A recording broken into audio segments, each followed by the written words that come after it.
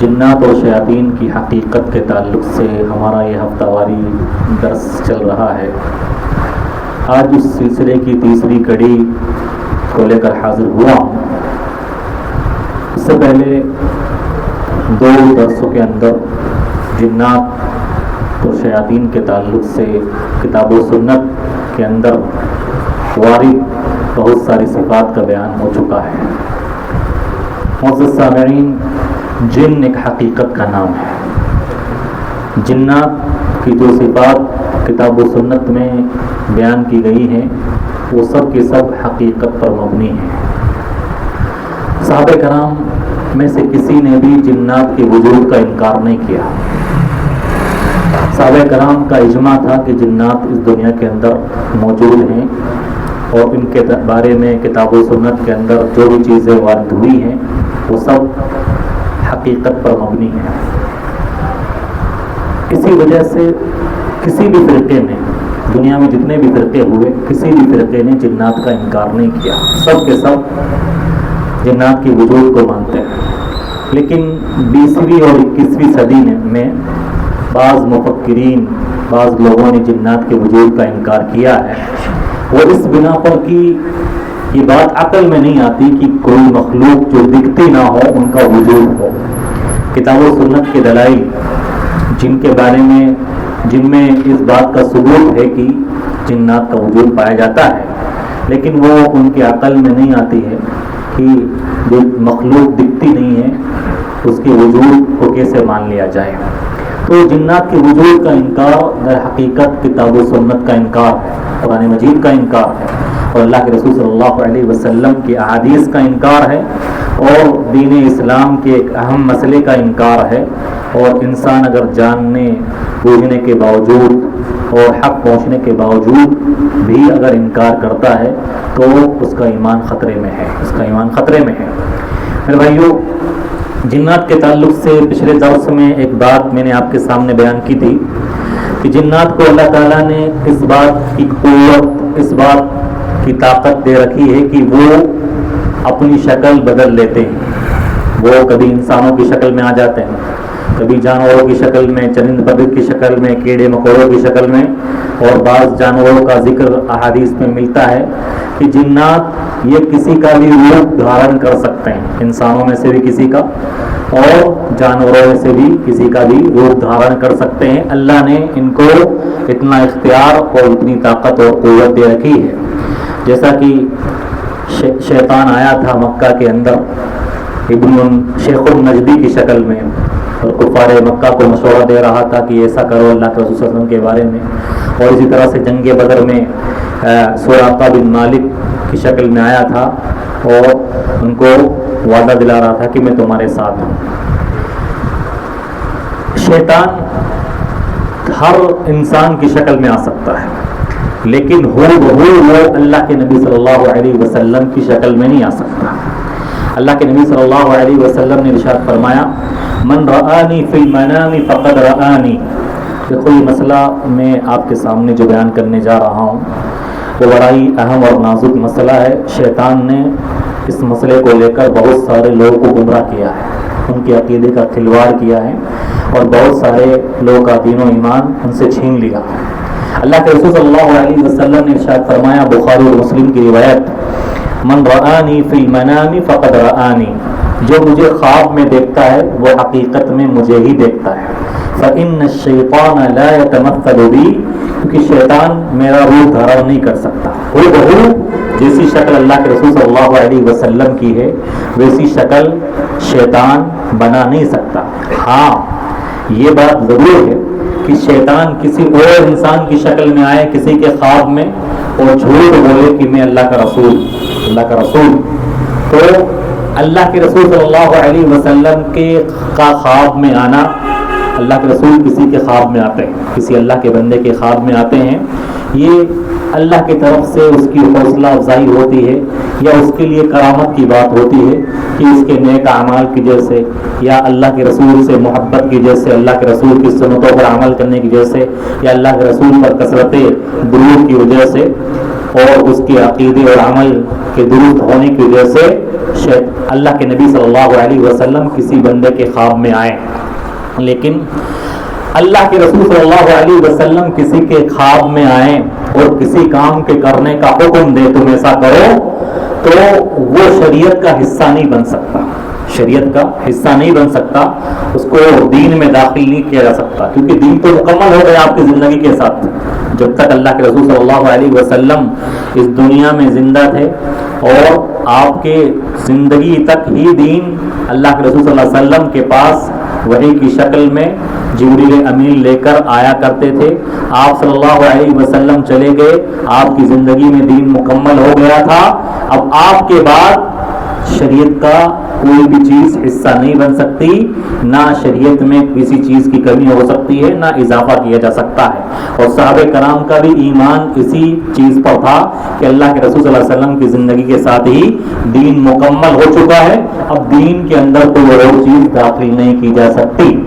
چنانچہ ایک روایت آتی ہے کہ اللہ کے نبی صلی اللہ علیہ وسلم کے انتقال پر صحابہ کرام کو سخت رنج و غم لاحق ہوا، صحابہ کرام بڑی غم میں مبتلا ہو گئے تھے، بڑی ٹینشن میں مبتلا ہو گئے تھے۔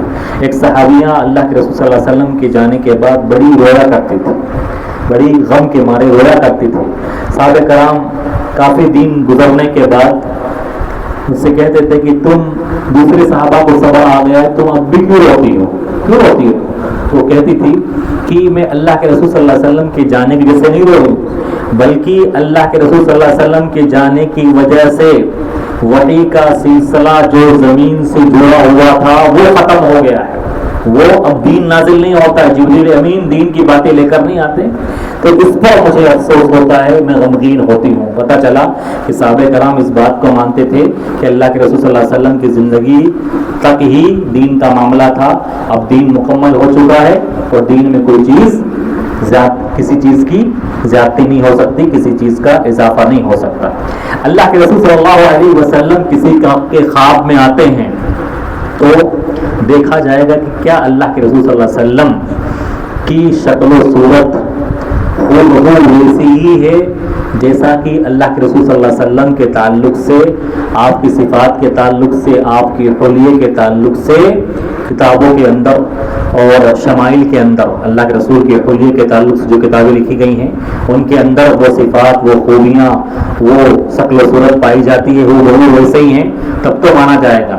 لیکن اگر اللہ کے رسول صلی اللہ علیہ وسلم کو کوئی دیکھتا ہے اور اللہ کے رسول صلی اللہ علیہ وسلم کا وہ خلیہ نہیں ہے جیسا اللہ کے رسول تھے جو حدیثوں کے اندر آیا ہے، تو پتہ چل جانا چاہیے کہ وہ اللہ کے رسول نہیں ہے، وہ شیطان ہے جو دھوکہ دینا چاہتا ہے۔ بہت سارے لوگوں کی خوابوں میں آتا ہے، لوگ دعویٰ کرتے ہیں کہ اللہ کے رسول میرے خواب میں آئے اور مجھے ایسے ایسے کرنے کا حکم دیا، پھر کوئی کچھ کرتا ہے، کوئی کچھ کرتا ہے، لوگوں کو بیان کرتا ہے۔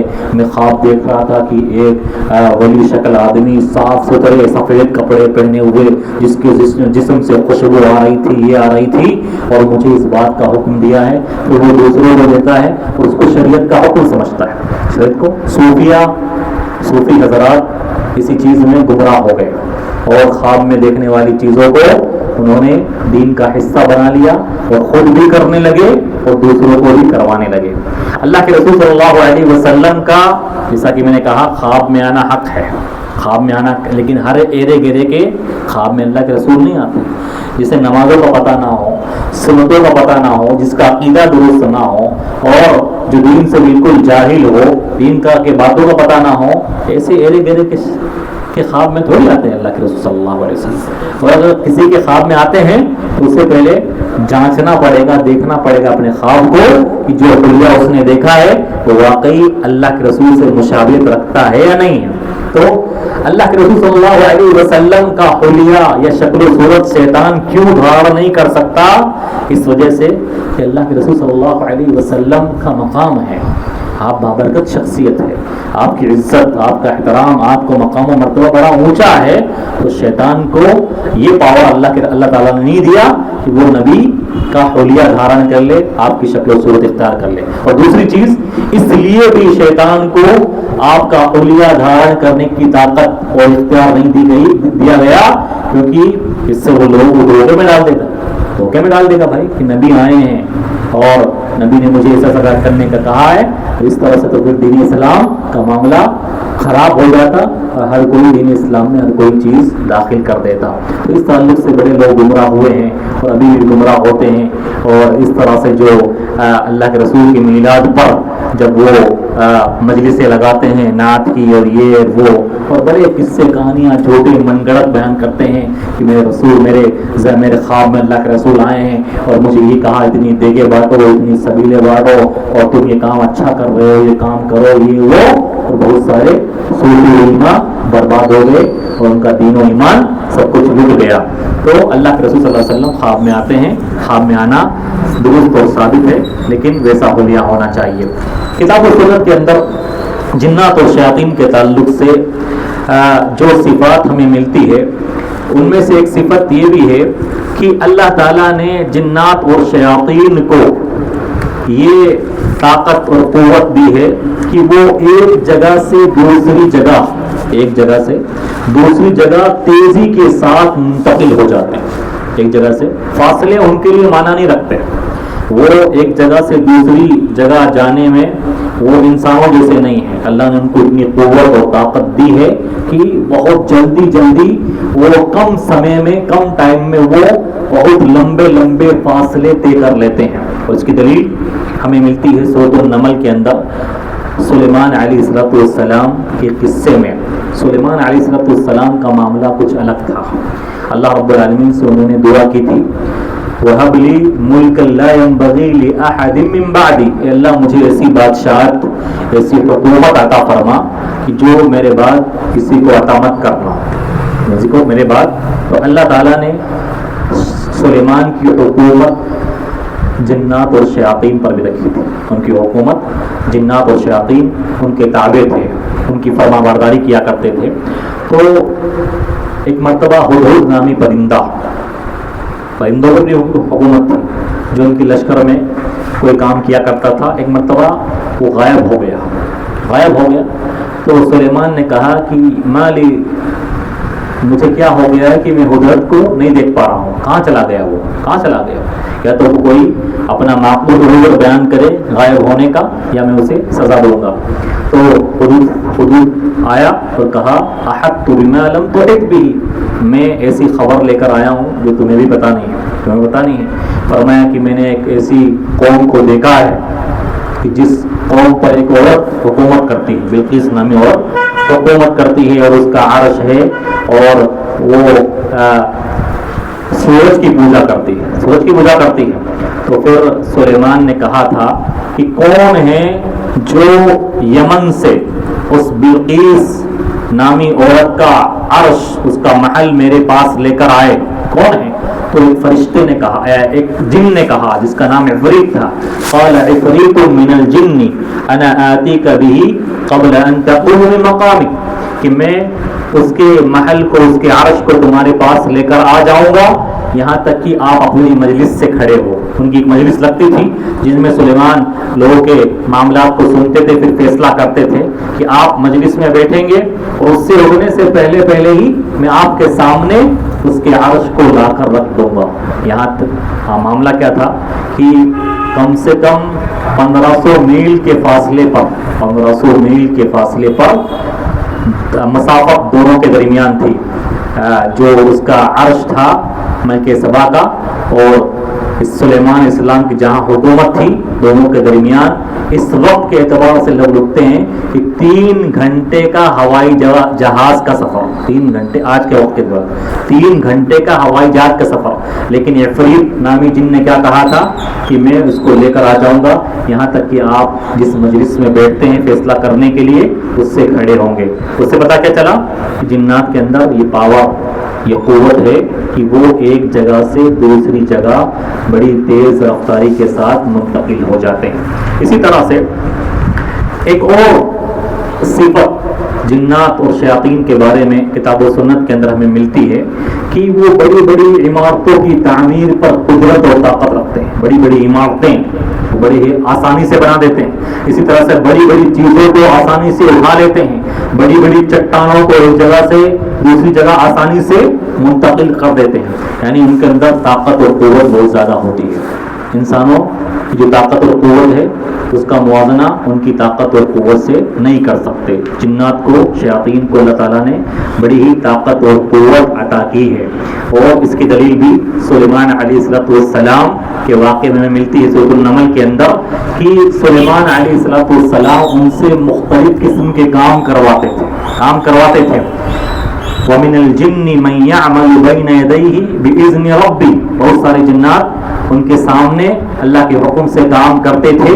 يَعْمَلُونَهُ مَا يَشَاءُ مِنْ مَحَارِيبَ وَتَمَاثِيلَ وَجِفَانٍ كَالْجَوَابِ وَقُدُورٍ وَاسِعَاتٍ. ان کے کہنے پر، سلیمان کے کہنے پر وہ محراب، بڑے بڑے محراب بنایا کرتے تھے اور بڑی بڑی تصویریں بنایا کرتے تھے اور بڑے بڑے لگن اور دیگے بنایا کرتے تھے، بڑے بڑے کام کیا کرتے تھے. اس سے پتہ چلتا ہے کہ اللہ تعالیٰ نے ان کو لمبی لمبی بڑی بڑی عمارتیں بنانے اور بڑی بڑی چیزیں بنانے کا آسانی سے اس بات کی طاقت اور قوت انہیں عطا کی ہے. اسی طرح سے جنات اور شیاطین کے تعلق سے کتاب و سنت کے اندر ایک بات یہ بھی ملتی ہے کہ اللہ کے نبی صلی اللہ علیہ وسلم کی بعثت سے پہلے، آپ صلی اللہ علیہ وسلم ابھی نبی اور رسول نہیں بنائے گئے تھے، آپ کی بعثت سے پہلے جنات یہ آسمانوں میں جاتے تھے،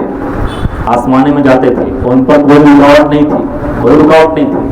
آسمانوں میں جاتے تھے اور اللہ تعالیٰ آسمانوں میں فرشتوں سے جو بھی حکم کہتا تھا کہ دنیا میں یہ چیز نافذ ہونی چاہیے تو یہ سنتے تھے، اللہ کے فرامین کو سنتے تھے، احکامات کو سنتے تھے اور دنیا میں کیا ہونے والا ہے تو یہ سن کر وہاں سے چرا کر یہ دنیا میں موجود کاہنوں کو، نجومیوں کو جو غیب کی باتیں بتاتے ہیں، ہاتھ دیکھ کر عراف جو بتاتے ہیں کہ اس کے ساتھ یہ ہونے والا ہے، اس کے ساتھ یہ ہونے والا ہے، تو یہ ان کو آ کر بتاتے تھے. تو لوگ یہ عقیدہ اور ایمان رکھتے تھے کہ یہ نجومی اور کاہن لوگ یہ غیب کی باتیں جانتے ہیں، غیب کی باتیں جانتے ہیں. لیکن اللہ کے نبی صلی اللہ علیہ وسلم جب نبی بنائے گئے تو جنات نے خود اس بات کا اعتراف کیا، کہا وَإِنَّا كُنَّا نَقْعُدُ مَقَاعِدَ لِلسَّمْعِ فَمَنْ يَسْتَمِعِ الْآنَ يَجِدْ لَهُ شِهَابًا رَصَدًا.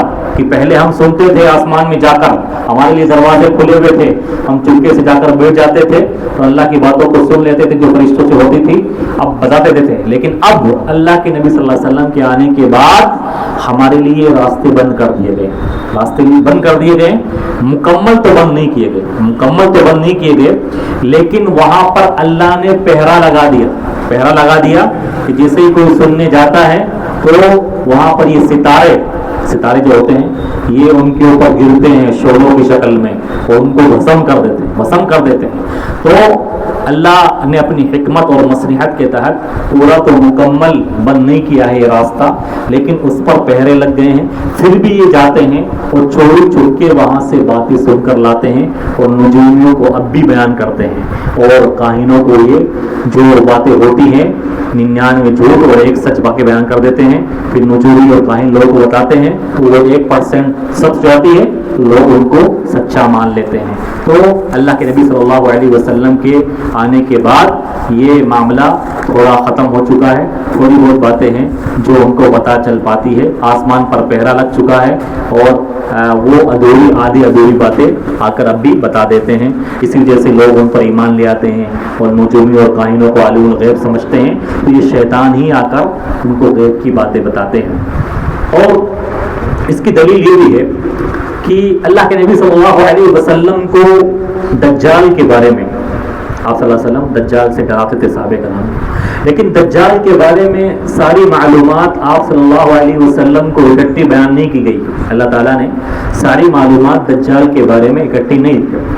آپ صلی اللہ علیہ وسلم کے زمانے میں ایک یہودی بچہ تھا جس کا نام احادیث کے اندر ابن السیاد آیا ہے یا ابن الصائد آیا ہے. یہودی بچہ ہے، وہ ایسی یعنی غیب کی باتیں بتاتا تھا اور ایسی باتیں کرتا تھا. تو اللہ کے رسول صلی اللہ علیہ وسلم کو لگا کہ یہی دجال ہوگا. تو آپ صلی اللہ علیہ وسلم اس کے پاس گئے. لیکن جیسے ہی آپ صلی اللہ علیہ وسلم اس سے ملنے کے لیے گئے، اس کی ماں نے اس کو بول دیا تو اس سے محمد ملنے کے لیے آ رہا ہے. تو وہ چھپ گیا. اللہ کے رسول اس کا چہرہ دیکھنا چاہتے تھے، اس کی شکل دیکھنا چاہتے تھے، لیکن وہ چھپ گیا. تو اللہ کے رسول صلی اللہ علیہ وسلم اس کے پاس گئے اور اس سے پوچھا کہ کیا تو دجال ہے، کیا تو دجال ہے؟ آپ صلی اللہ علیہ وسلم نے اس سے کہا اگر تو دجال ہے تو بتا کہ میرے دل میں تیرے تعلق سے کیا چل رہا ہے، میں تیرے بارے میں کیا سوچ رہا ہوں، میں تیرے بارے میں کیا سوچ رہا ہوں۔ تو شیطانوں نے، جنات نے اس ابن الصیاد کو باتیں بتائی کہ یہ محمد تمہارے اوپر سورہ دخان کی تلاوت کرنے کے لیے آیا ہے، سورہ دخان پڑھنے کے لیے آیا ہے۔ تو اس نے بولا دخ دخ، آدھی ادھوری بات بتا دی جنات و شیاطین نے، دخ آدھی ادھوری بات بتا دی کہ تم ایسا کرنے کے لیے آیا ہو، دخ بولا، دخان نہیں بولا۔ تو اللہ کے رسول صلی اللہ علیہ وسلم کو یقین ہو گیا کہ یہ دجال نہیں ہے، یہ دجال نہیں ہے، یہ شیطان کی بات ہے، یہ جو شیطان اور جنات نے اس کو بتائی ہے میرے تعلق سے یہ بیان کر رہا، وہ بھی آدھی ادھوری۔ پتہ چلا کہ آدھی ادھوری باتیں یہ جنات ابھی بھی سن لیتے ہیں آسمان پر جا کر، اور نجومی اور کاہنوں کو بیان کر دیتے ہیں۔ وہ ابن الصیاد یا ابن الصائب ایک نجومی اور کاہن تھا جو لوگوں کو غیب کی باتیں بیان کرتا تھا۔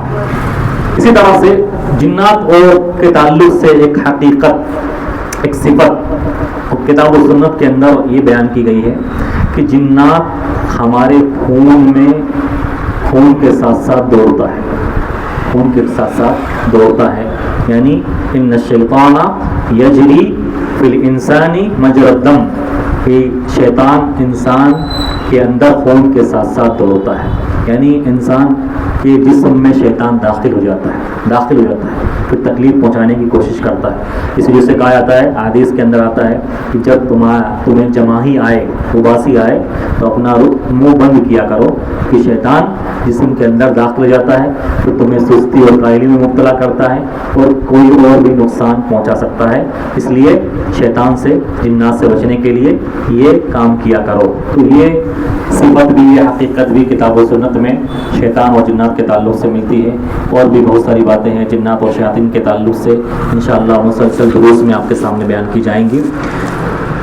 ان دروس کا مطلب یہ نہیں ہے کہ جنات اور شیاطین کی ساری حقیقت، ساری معلومات بیان کی جائے، مقصد یہ ہے کہ کتاب و سنت میں جو صحیح معلومات ملتی ہے وہ آپ کے سامنے بیان کی جائے، تاکہ ان کی روشنی میں ان کی حقیقت جان کر ان سے ہم بچ سکیں، اور ان کے جو بھی ہتھ کنڈے ہوتے ہیں اور ان کے پریشان کرنے کے جو طریقے ہوتے ہیں ان کو جان کر ہم فالتو کی چیزوں سے اپنے آپ کو بچا سکیں، اور فالتو کا خوف ہم ان سے نہ کھانے والے بنیں، اور واقعی میں جو پریشانیاں، جو مصیبتیں ان کی طرف سے آتی ہیں ان سے الرٹ ہو کر، خبردار ہو کر ہم اس کا علاج کتاب و سنت کی روشنی میں جان کر ان سے اپنے آپ کو محفوظ کر لیں۔ اللہ تعالی ہمیں جنات اور شیاطین سے محفوظ کرے، اللہ تعالی ہمیں ان کے وجود پر ایمان رکھنے والا بنائے اور صحیح معنوں میں کتاب و سنت کو سمجھنے والا بنائے۔ آمین۔ اقول قولی ھذا استغفر اللہ لی ولکم۔